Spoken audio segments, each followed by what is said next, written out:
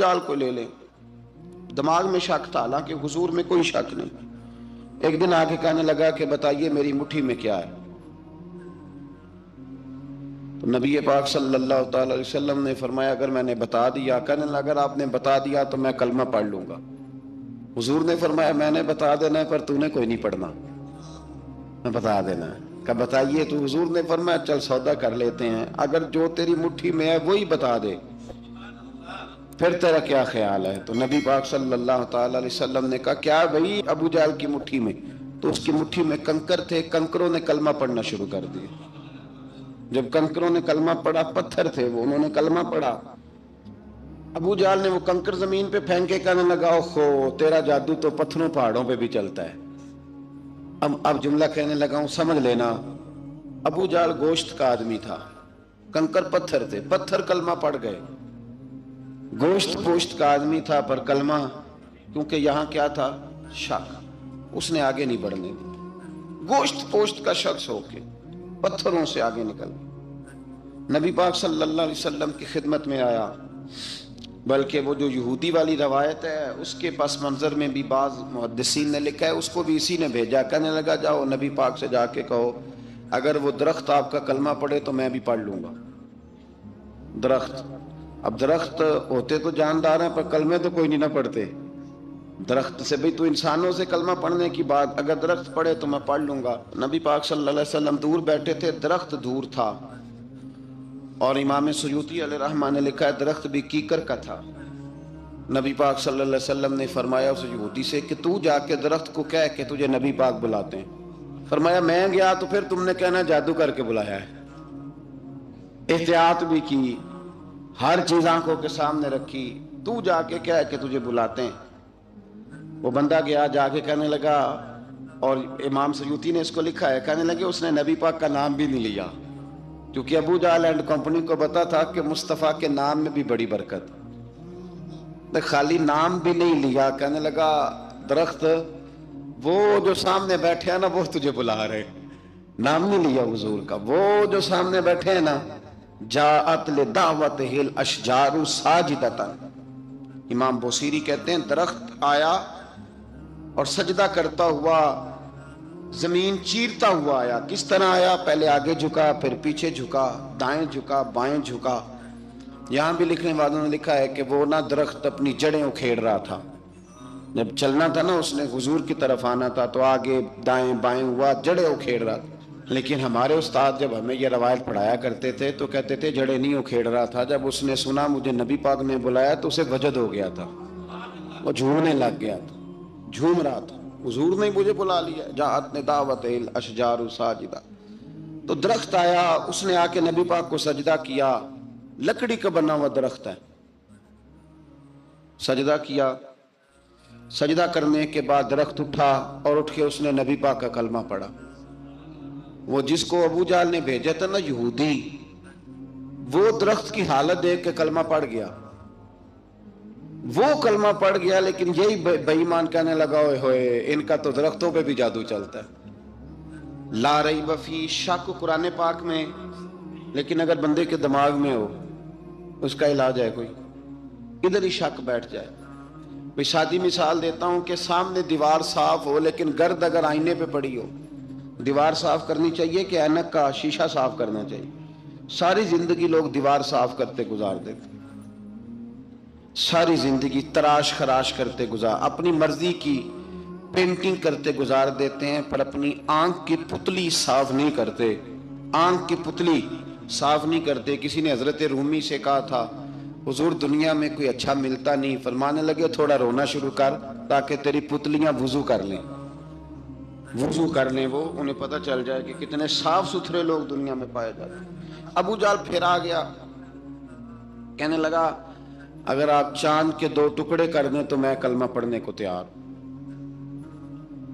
اچھا یہاں بھی بڑی مزے کی بات ہے. اللہ نے پہلے کہہ دیا نبی پاک کو کہ ان الذین کفروا سواء علیہم اانذرتہم ام لم تنذرہم لا یؤمنون.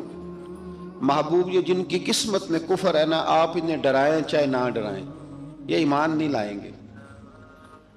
कंकरों ने भी कलमा पढ़ लिया, दरख्तों ने भी पढ़ लिया, सारा कुछ हो गया, और अल्लाह ने भी कह दिया कि महबूब इस बेईमान ने कलमा नहीं पढ़ना, पर हुजूर ने फरमाया ये पढ़े ना पढ़े हमने मैदान नहीं छोड़ना, जितनी दफा आएगा ना हम इसे जरूर मौजज़ा दिखाएंगे, जितनी दफा आएगा हम क्यों मैदान छोड़ें। आके कहने लगा जी अगर चांद के 2 टुकड़े कर दे तो इक़्तरबत इस्साअत वंशक्कल कमर। तो नबी पाक सल्लल्लाहु अलैहि वसल्लम ने उंगली का इशारा किया, चांद 2 हिस्सों में बटा। कोहे सफा एक पहाड़ी थी मक्के में, आधा टुकड़ा पहाड़ी की इस जानिब हुआ, आधा इस जानिब। यानी वजाहत की अल्लाह करीम ने कि ऐसे ना हो कि ये कह दी वो तो ऐसे बिल्कुल शक हुआ तो मिल गया, पता नहीं मेरी आंखों पे जादू हो गया, मिला है कि नहीं मिला। जब टूटा तो हदीस पाक में आता है कि आधा चांद कोहे सफा के इधर गया और आधा तो पहाड़ी थी, चांद नीचे आया, पहाड़ी के गिर्द घूमा, आगे जाके मिला। यानी वक्फा दिया गया बाकायदा देखने का, समझने। पूरी दुनिया में जितने लोग उस वक्त चांद देख रहे थे, हिंदुस्तान तक रवायतों में मिलता है कि लोगों ने गवाही दी कि हमने चांद टूटते देखा है। जमाना मान गया, लोगों की चीखें निकल गई, लोग कदमों में गिर गए। पर वो जिसके दिमाग में शक था ना, वो नहीं माना। शजर हजर पहचान गए, पर इंसान की नजरों में शक ही रहा। दुनिया में सबसे मजबूर, कमजोर, बुज़दिल, कम फहम बंदा वो है जिसके दिमाग में शक है। सबसे कम फहम आदमी, उसकी फिरासत रूहानिया जीरो है, वो एक नाकाम शख्स है। उसको किसी पे भी शक पड़ जाए, किसी पे भी। हमने देखा है जो औरत अपने मर्द पे शक करने लग जाती है, उस घर का कोई इलाज ही नहीं होता। जो शिकवा करती है रोटी का, पैसों का, वो किसी दौर में मसला उसका हल हो जाता है। जो नाफरमान होती है उसका भी मसला किसी न किसी जमाने में हल हो ही जाता है। ये जिसको शक पड़ जाता है ना, शक, उसका मसला क़यामत की सुबह तक हल नहीं होता। अगर मर्द को शक पड़ जाए उसका मसला भी कभी जिंदगी में दोबारा हल, याद रखें। ये जो शुकूक व शुबहात है ना, कुरान पूरा शुकूक व शुबहात का इजाला करता है। काफिर के सवाल का जवाब देता है, मुनाफिक के सवाल का जवाब देता है। कुरान मजीद हर एक की तसल्ली कराता है, लेकिन शुरू में बता दिया कि ला रईब फी, शक वाली गुंजाइश इसमें। लोग आज तक शक कर रहे हैं कि अल्लाह का कलाम है कि नहीं, आज तक लोग कहें। तो मेरे भाई, शुकूक वाली जिंदगी कमजोर होती है। शुकूक वाली, अक्लमंद लोगों की जिंदगी कमजोर जिंदगी है। सहाबाए कराम अमल वाले लोग थे, वो बहसों में उलझे रहते तो अमल ना कर पाते। हमारे यहाँ ना बहस होती है जिस मसले का कोई ताल्लुक ही नहीं, उलझनों से निकल आए। अमल का रास्ता, बहस जो होती है ये अमल का रास्ता रोकती है। अक्लमंद ना बने, फर्मा बरदार बने। मेरे भाई, शुकूक व शुबहात वाली जो लाइफ है, लेकिन ना अंबिया किराम अलैहिस्सलाम के बारे में शुकूक व शुबहात हैं, औलिया उज़्ज़ाम के बारे में। अब एक नया शक पैदा हो गया है कि फैज मिलता है कि नहीं मिलता। हमने फलाने वली को देखा नहीं, सारी जिंदगी उसका नाम लिया, फैज मिलेगा कि नहीं। गौस पाक को देखा नहीं, सारी जिंदगी कादरी कहलाया, फैज मिलेगा कि नहीं। ख्वाजा अजमेर को देखा नहीं, चिश्ती कहलाए, फैज मिला कि नहीं। साबर पिया को देखा नहीं, साबरी कहलाए, फैज मिला कि नहीं। ओ खुदा के बंदे, फैज वो चीज है जो नजर नहीं आती पर महसूस सबसे ज्यादा होती है। मिले तो हजरत अवैस करनी भी नहीं थे नबी पाक से, वो भी नहीं मिले थे, मुलाकात तो उनकी भी नहीं हुई थी। क्या कहोगे, मुलाकात नहीं हुई, लेकिन फ्यूज़ो बरकत का ये आलम है कि मेरे महबूब ने फरमाया वो दुआ करेगा तो अल्लाह मेरी उम्मत की बख्शिश फरमाएगा। तो आप, हमारे सूफिया में एक सिलसिला अवैसिया है। सिलसिला अवैसिया में अक्सर मुलाकात नहीं होती, अक्सर नहीं मुलाकात होती बगैर देखे ना, आप जब किसी का नाम जपते हैं, जब किसी का नाम लेते हैं, जब उसी का जिक्र करते हैं, जब उसी के तज़किरे में रहते हैं, तो अल्लाह तबारक व तआला के ये जो कामिल लोग होते हैं ये मुतवज्जो हो जाते हैं, उनकी तवज्जो होती है। और खुद सरकार ने फरमाया, दो आपस में मोहब्बत करने वाले, एक मशरिक में एक मगरिब में, क़यामत के दिन अल्लाह दोनों को जन्नत में इकट्ठा फरमा देगा। ये क्या बात हुई कि हर बात में शक करना कि जी वो फलाने से मुलाकात ही नहीं हुई। तो किस तरह भाई, मुलाकात एक अलग चीज का नाम है, मुलाकात एक अलग शय का नाम है, और फयूज़ो बरकत एक اللہ سے ملاقات ہوئی ہے، رزق دیتا ہے کہ نہیں، زندگی دیتا ہے، ساری چیزیں دیتا ہے، تو ملاقات تو کوئی نہیں کرتا۔ تو اس لیے ہر چیز کو ٹھیک ہے، وہ جو جگہ جس جگہ پہ جو بات ہے اس کو وہاں رہنا چاہیے، لیکن یہ شکوک ہیں، ان سے باہر نکلیں، ان سے باہر آئیں۔ اولیاء اللہ کا جو فیضان ہے، ان کی جو محبت ہے، ان کے جو طریق، حضرت سلیمان بن بشار رحمت اللہ علیہ بزرگ گزرے ہیں، وہ کہتے ہیں میرے پاس، میں بڑا خوبصورت تھا جوانی میں، دین کی تھوڑی سی خدمت کرتا تھا، تو ایک عورت آ گئی، اس عورت نے میرے ساتھ کچھ مجھ سے مانگا، مطالبہ کیا، تو میں نے کہا کوئی بھکارن ہے، میں نے جب اس نے نقاب اوڑھا ہوا تھا، جب میں نے اس کی طرف پیسے دینے کے لیے، خیرات دینے کے لیے کوئی چیز بڑھائی، تو اس نے چہرے سے کپڑا ہٹایا، میں نے نظر جھکا لی، کہنے لگی سلیمان میرا رنگ روپ تو دیکھ، میں کتنی خوبصورت ہوں، میں تیری محبت میں گرفتار ہو گئی، خدا را میں اپنے آپ کو تیرے حوالے کرتی ہوں۔ آپ فرماتے ہیں جب اس کے نیت اور ارادے میں اور لفظوں میں نے فطور دیکھا، تو میں استغفر اللہ پڑھتا وہاں سے بھاگ گیا، اتنا دوڑا کہ میں بصرہ سے باہر نکل گیا، شہر سے ہی باہر آ گیا، عورت سے دوڑ رہا ہے، مرد نوجوان خوبصورت۔ فرماتے ہیں عشاء کی اذانیں ہو رہی تھی، نماز پڑھ کے میں مسجد میں سو گیا، تو مجھے حضرت یوسف علیہ السلام کا دیدار ہوا۔ جناب یوسف کہتے ہیں میں حضور کا غلام اور غلاموں کا غلام اور صدیوں بعد کا غلام، تو جناب یوسف علیہ السلام میری خواب میں آئے اور کہنے لگے اٹھ جوان میرے سینے سے لگ، یار تو نے تو نبی پاک کا امتی ہو کے وہ کام کیا ہے جو میں نے نبی ہو کے کیا تھا، اب کام حضرت یوسف والا کیا تھا نا، تو صدیوں اور سالوں اور مہینوں کا فاصلہ بن سکا، تو وہ آ گئے۔ مسئلہ یہ ہے کہ شکوک و شبہات والی زندگی نقصان دیتی ہے۔ حضرت ہمارے سلسلہ مقدسہ میں ایک سلسلہ علویہ ہے جو اعلیٰ حضرت فاضل بریلوی کو حاصل تھا، شاہ عبدالعزیز صاحب محدث دہلوی رحمۃ اللہ تعالیٰ علیہ نے بڑا لکھا مولا علی کی شان پہ، حضرت علی پہ کلام، ان کا ذکر، ان کے تذکرے اس قدر فنا ہو گئے کہ ہر وقت ذکر علی کرتے۔ فرماتے ہیں مجھے خواب میں حضرت علی کا دیدار ہوا، انہوں نے مجھے بیعت فرمایا اور مجھے اپنے سلسلہ مبارکہ میں اجازت دی۔ تو شاہ صاحب رحمت اللہ علیہ فرمایا کرتے تھے کہ میں نے وہ بہت کم لوگ ہیں جن کو پھر ان میں بیعت فرمایا جاتا ہے، تھوڑے چند لوگ، اور ان کو سلسلہ مبارکہ میں اس میں چند لوگ ہیں، اعلیٰ حضرت کے بعد شاہ علیہ رسول ہیں، شاہ علیہ رسول کے بعد شاہ عبدالعزیز محدث دہلوی ہیں، وہ ڈائریکٹ مولا علی شیر خدا سے بیعت۔ تو مطلب یہ ہے کہ کام شکوک و شبہات سے نکلیں۔ قرآن نے کہا لا ریب فی، قرآن میں شک البتہ وَإِن كُنتُمْ فِي رَيْبٍ مِّمَّا نَزَّلْنَا عَلَىٰ عَبْدِنَا، بندے کچھ شک کرتے ہیں، اگر انہیں شک ہو تو وہ اس طرح کریں کہ فَأْتُوا بِسُورَةٍ مِّن مِّثْلِهِ، پھر اس کی مثل ایک صورت لے کے آئیں، اور وَادْعُوا شُهَدَاءَكُم مِّن دُونِ اللَّهِ إِن كُنتُمْ صَادِقِينَ، سارے بے شک اپنے حمایتی بلا لیں اگر وہ سچیں۔ شک والی دنیا سے باہر نکل آئیں، حقیقت والی دنیا کو قبول کریں۔ شکوک و شبہات کا ازالہ نہیں ہوتا، شک دوسرے شک کو جنم دیتا ہے، نقص دوسرے نقص کو جنم دیتا ہے، غلطی دوسری غلطی کو جنم دیتی ہے، اور انسان جب تک شکوک کی، میں نے آپ کو کہہ دیا کہ ہر گھر بس سکتا ہے، ہر گھر، ہر عورت کے صحیح ہونے کی امید ہوتی ہے، پر جس بی بی کو اپنے خاوند کے کردار پہ شک ہو وہ بی بی کبھی مطمئن نہیں ہوتی۔ ہر گھر بس جاتا ہے، لیکن جس خاوند کو اپنے بیوی کے کردار پہ شک ہو جائے اس کا کبھی اس کے ساتھ سلوک مخلصانہ۔ شکوک والی زندگی بیماروں کی زندگی ہے، شکوک والی زندگی بیماروں کی زندگی، کمزوروں کی زندگی، بزدلوں کی زندگی۔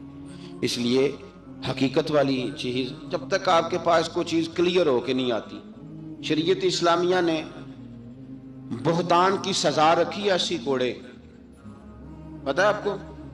جس نے ایسے ہی بہتان لگا دیا، دلیل ہی کوئی نہیں، ایسے ہی کہہ دیا کہ جی وہ مجھے شک ہے جی انہوں نے ایسے کیا ہے، فرمایا اسے کوڑے مارو، شک کی بنیاد پر بہتان ترازی کرتا ہے، کوڑے کی سزا رکھی، 80 کوڑے مارو اس ظالم، یہ شک کر رہا ہے اس کو جب اس کے پاس دلیل ہی کوئی نہیں۔ یہاں بڑے بندے ہیں بات کر دیتے ہیں، کہتے ہیں جی وہ ایسا ہوا ہوگا، میں نے ایسا دیکھا تھا، ہوگا، کیا تھا، ممکن ہے، تو یہ شکوک ہے۔ اس شکوک یہ سامنے والے کا کچھ بھی نہیں بگڑتا، اس بیچارے کا کیا بگڑنا ہے۔ یاد رکھیں بڑی خوبصورت بات یہاں حضرت عبداللہ ابن مسعود کی، آپ فرمایا کرتے تھے جب کسی بندے پر بندے شک کرتے ہیں اور ناجائز شک کرتے ہیں، اللہ اس کی عزتوں میں اضافہ فرما دیتا ہے۔ اللہ اسے شان عطا کرتا ہے اپنی زندگی کو بیماریوں سے نکالنے. یہ روحانی بیماری ہے شک، اس سے باہر آنا. یہ ظلم ہے، اولیاء پہ بھی شک، صوفیاء پہ بھی شک، علماء پہ بھی شک، ہر بندے پہ شک، کوئی صحیح نہیں، سارے غلط، میں اکیلا صحیح. اس شک سے باہر آ جائیں. یہ نفسیاتی مریض بنا دے گا، بے سکون کرے گا، بے قرار کرے گا. اللہ تبارک و تعالیٰ نے نا ہمارے محبوب کریم علیہ السلام کو دنیا میں بھیجا تو فرمایا یا ایھا الناس قد جاءکم برہان من ربکم، اے لوگو تمہارے پاس تمہارے رب کی دلیل آ گئی. اللہ تبارک و تعالیٰ نے محبوب پاک علیہ السلام کو سراپا دلیل بنا کے بھیجا.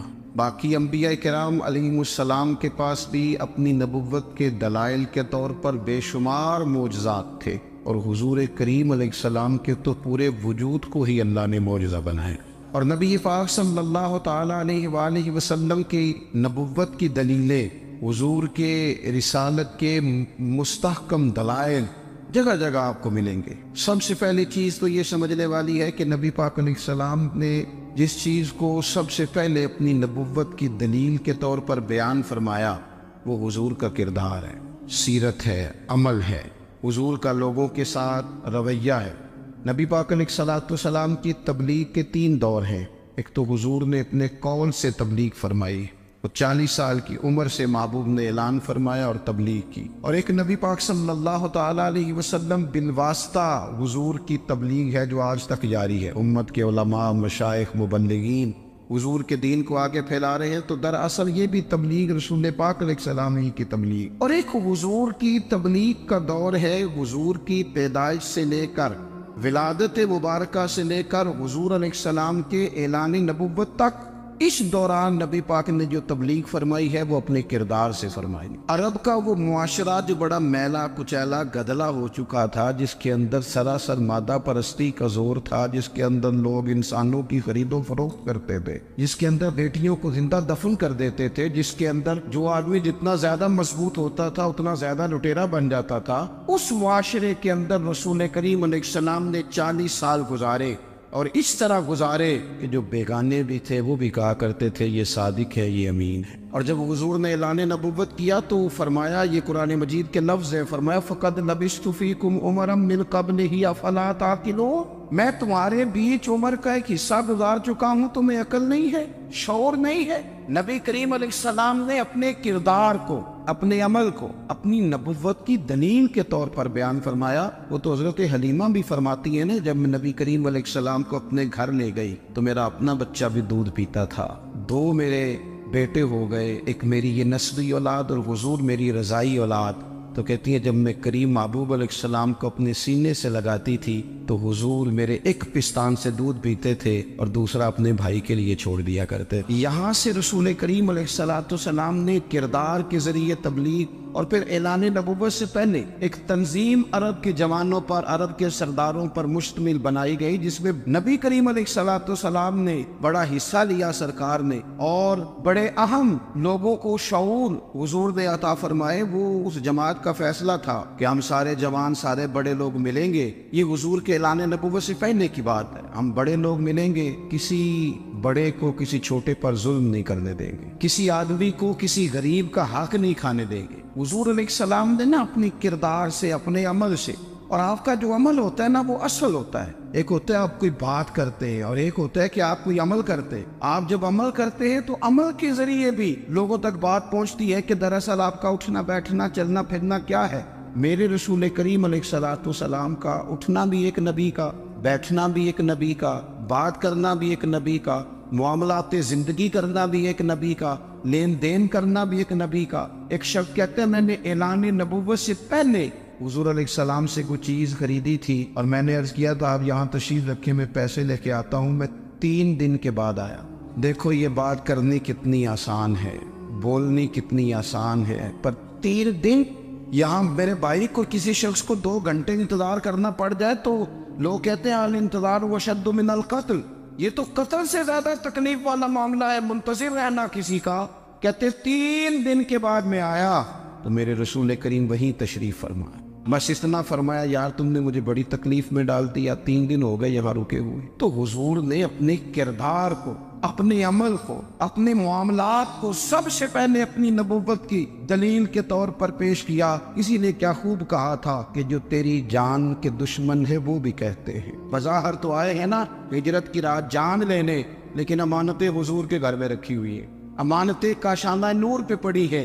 وہ جو تیری جان کے دشمن ہے وہ بھی کہتے ہیں کہ امین تو ہے اور صداقت کی آبرو تو ہے۔ تو پہلے کردار، پھر دوسری بات، اللہ تعالیٰ نے اپنے محبوب علیہ الصلوۃ والسلام کو اپنا مطلق نائب بنا کر، اپنا محبوب اعظم بنا کر، ویسے ہی سارے انسانوں کے بارے میں کہا وَإِذْ قَالَ رَبُّكَ لِلْمَلَائِكَةِ إِنِّي جَاعِلٌ فِي الْأَرْضِ خَلِيفَةً، میں زمین میں اپنا نائب بنانے والا ہوں۔ لیکن حضور علیہ السلام تو محبوب ہے نا، حضور کی نیابت تو محبوبیت کے درجے پر فائز ہے۔ تو رسول پاک کو رب کریم نے اس طرح کا بنا کے بھیجا کہ حضرت عبداللہ ابن رواحہ رضی اللہ تعالیٰ عنہ بیان فرماتے ہیں کہ اگر حضور کوئی معجزہ نہ بھی دکھاتے، نبی کریم علیہ السلام سے کوئی اعجاز لوگ نہ بھی دیکھتے، تو محبوب کا تو چہرہ ہی اس طرح کا تھا، لوگوں نے دیکھتے جانا تھا اور کلمہ پڑھتے جانا تھا۔ لیکن باوجود اس کے میرے رسول پاک کا اعجاز یہ ہے، کمال یہ ہے کہ حضور کبھی اشارہ کر دیں تو چاند دو ٹکڑے ہو جائے، کبھی دعا مانگ دیں تو ڈوبا ہوا سورج واپس آ جائے،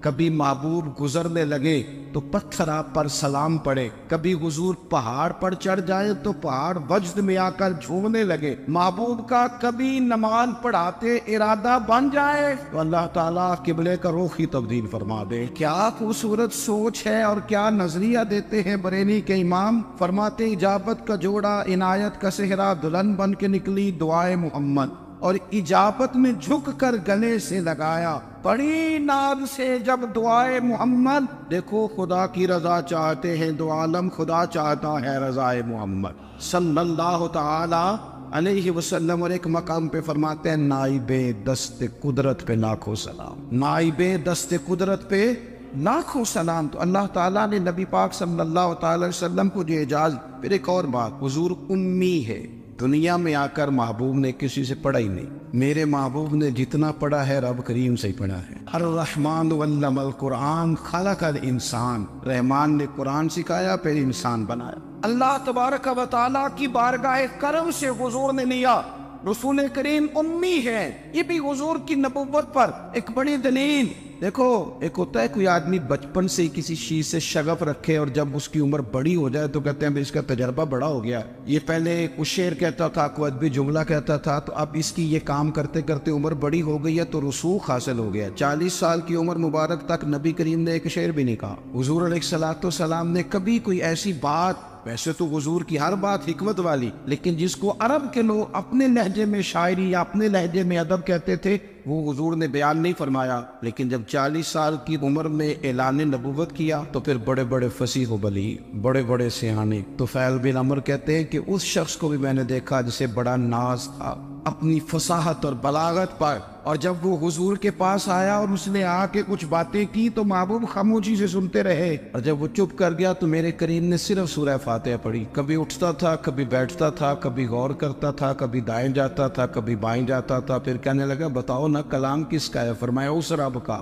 اس رب کا، اس رب کا جس کا میں رسول بن کے آیا ہوں۔ نبی کریم صلی اللہ تعالی علیہ وسلم امی ہے، لیکن حضور نے کائنات کے رازوں سے پردے ہٹا دیے، نبی کریم نے جینے کے سلیقے بتا دیے، حضور نے ہر شخص کو اس کے مقصد حیات سے آگاہ کر دیا۔ نبی کریم علیہ السلام نے وہ فلسفہ حیات بیان کیا کہ لوگوں کو صرف جینے میں مزہ نہیں آیا، مرنے میں بھی مزہ آنے لگا۔ لوگ آگے بڑھ بڑھ کے جانیں پیش کرنے لگے، اپنی اولادیں قربان کر، جو فلسفیوں سے کھل نہ سکا اور نکتہ بروں سے حل نہ ہوا، وہ راز ایک طیبہ والے نے بتلا دیا چند اشاروں میں۔ محبوب کریم امی ہیں، لیکن حضور نے اس طرح دنیا کو سکھایا، اس طرح دنیا کو پڑھایا، اس طرح حضور نے علم کے چراغ اور دیپ روشن کیے کہ قیامت تک جسے روشنی ملے گی نا، اسے صرف دروازہ مصطفیٰ سے ملے گی، اسے رسول کریم علیہ السلام کے سارے دولت سے ملے. کچھ لوگوں نے کہا کہ اپنے پاس سے آیات بنا کے لاتے. اپنے گھر میں بیٹھ کے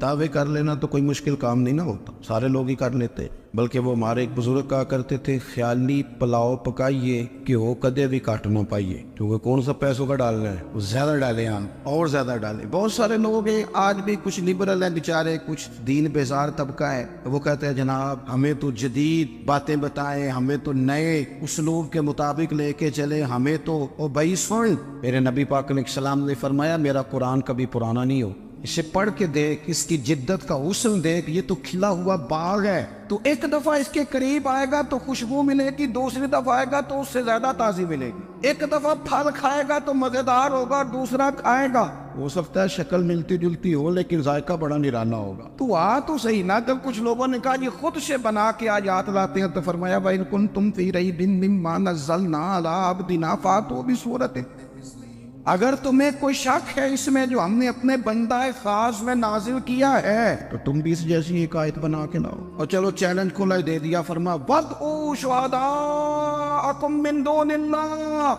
اللہ اور اللہ والوں کو چھوڑ دو. تفسیری ترجمہ عرض کر رہا ہوں, یعنی صحابہ کو چھوڑ دو, حضور کے ماننے والوں کو چھوڑ دو, باقی ساری دنیا کے کافر اکٹھے ہو جاؤ, ایک آیت بس قرآن جیسی لے کے آؤ, ایک آیت لے کے آؤ. ان کنتم صادقین, اگر تم سچے ہو. جوانوں سنو, کہا ایک آیت, اور یہ چیلنج آج تک قرآن مجید کا موجود ہے, آج تک. وَإِن كُنتُمْ فِي رَيْبٍ مِّمَّا نَزَّلْنَا عَلَىٰ عَبْدِنَا فَأْتُوا بِسُورَةٍ مِّن مِّثْلِهِ, تم قرآن کے مقابلے کی ایک صورت لے کے آؤ اور سارے حمایتی اکٹھے کر لو اپنے. ان کنتم صادقین, اگر تم سچے ہو. جواب تو ادھر سے آنا تھا نا, لیکن کائنات کے رب نے جواب بھی خود دیا, فرمایا فَإِن لَمْ تَفْعَلُوا وَلَن تَفْعَلُوا, اگر تم نہ لا سکے, اور فرمایا تم لا سکتے بھی نہیں, نہ خنجر اٹھے گا نہ تلوار تم سے, یہ بازو میرے آزمائے ہوئے. وَلَن تَفْعَلُوا, تم لا بھی نہیں سکتے. فَاتَّقُوا النَّارَ الَّتِي وَقُودُهَا النَّاسُ وَالْحِجَارَةُ, پھر اس آگ سے ڈر جاؤ جس کا ایندھن آدمی اور پتھر ہے. اُعِدَّتْ لِلْكَافِرِينَ, بنائی کافروں کے لیے, مومنوں کے لیے تو رب نے جنت بنائی ہے. اُعِدَّتْ لِلْكَافِرِينَ, یہ دوزخ اللہ نے کن کے لیے بنائی ہے؟ اُعِدَّتْ لِلْكَافِرِينَ, کہتا ہے کافر کے لیے بنایا. تو اللہ تبارک و تعالیٰ نے میرے رسول پاک صلی اللہ تعالیٰ علیہ وسلم کو وہ کتاب عطا فرمائی, اور پھر حضور کی فصاحت و بلاغت, معرفت. دیکھو ایک ہوتا ہے گھنٹوں باتیں کرنا, ایک ہوتا ہے کئی والیم پر مشتمل, کئی جلدوں پر مشتمل کتب کا لکھنا, اور ایک ہوتا ہے کسی بندے کا ایک بات کرنا اور سامنے والے کی طبیعت کو اتنا جگا دینا کہ اگلی بات فوراً ہی اس کی سمجھ میں آ جائے. اور حضور نہ کسی کی انا کو نہیں جگاتے. ہم بعض اوقات کسی سے خطاب کرتے ہیں, بات کرتے ہیں تو سامنے والے کی انا کو جگا دیتے ہیں, ٹھیس پہنچاتے ہیں, وہ کہتا چل کر تگڑا ہو جا میں بھی آیا. حضور انا نہیں جگاتے تھے, میرے نبی پاک ضمیر جگاتے تھے تاکہ وہ شخص فیض حاصل کر سکے, اسے کچھ ملے. نبی کریم کا جو انداز تکلم ہے وہ اس طرح کا ہوتا تھا کہ انسان خود بخود کھل اٹھتا تھا کہ مطلب یہ بات ہونے کیا لگی ہے, مطلب حضور کیا فرمانے لگے. نبی کریم صلی اللہ تعالی علیہ وسلم, ایک دن محبوب کریم نے صحابہ کے دیے حضور کی فصاحت و بلاغت دیکھے, فرمایا محبوب نے کتنا نادان ہے وہ شخص جو اپنے ماں باپ کو گالی دے. کھلی ہو گئی لوگوں کی آنکھیں, کان کھڑے ہو گئے کہ یا رسول اللہ کون ایسا بدبخت ہے جو ماں باپ کو گالی دے گا. اب جب سوالات ذہنی سطح پر پوری طور پر ابھر گئے نا, تو اب رسول کریم نے بات سمجھائی. یہ ہے فصاحت و بلاغت, تیرے آگے ہے یوں دبے نچے. فصحا عرب کے بڑے بڑے, کوئی جان منہ میں زبان نہیں بلکہ جسم میں جان نہیں. یا رسول اللہ کون ایسا نالائق ہے جو ماں باپ کو گالی دے. اب جب ذہنی سطح یہاں تک ابھر آئی تو اب حضور نے سمجھایا, اور میں جب تم کسی کے ماں باپ کو گالی دو گے نا تو وہ بھی تو جواب میں تمہارے ماں باپ کو دے گا نا. تو فی نفس ہی یہ تم نے خود ظلم کیا ہے اپنے ماں باپ. کیوں تم نے ایسا لہجہ اختیار کیا کہ جس سے سامنے والے کی انا جاگ جائے اور وہ تمہارے مقابلے میں آ کر کے کھڑا ہو جائے؟ کیوں تم نے اس طرح کے انداز اختیار کیے کہ جس سے سامنے والا بھی سارے پنجے کھڑے کر کے باہر نکل آیا کہ آ جاؤ پھر میں بھی میدان میں حاضر ہوں. رسول کریم کی فصاحت بلاغت دیکھیں نا, حضور 2-4 جملوں میں ساری بات سمجھا جاتے. ایک حدیث پاک اگر ہماری سمجھ میں آ جائے, ایک روایت, نبی پاک صلی اللہ تعالی علیہ وسلم نے فرمایا خوبصورت مسلمان وہ ہے جو بے مقصد باتوں کو چھوڑ دے.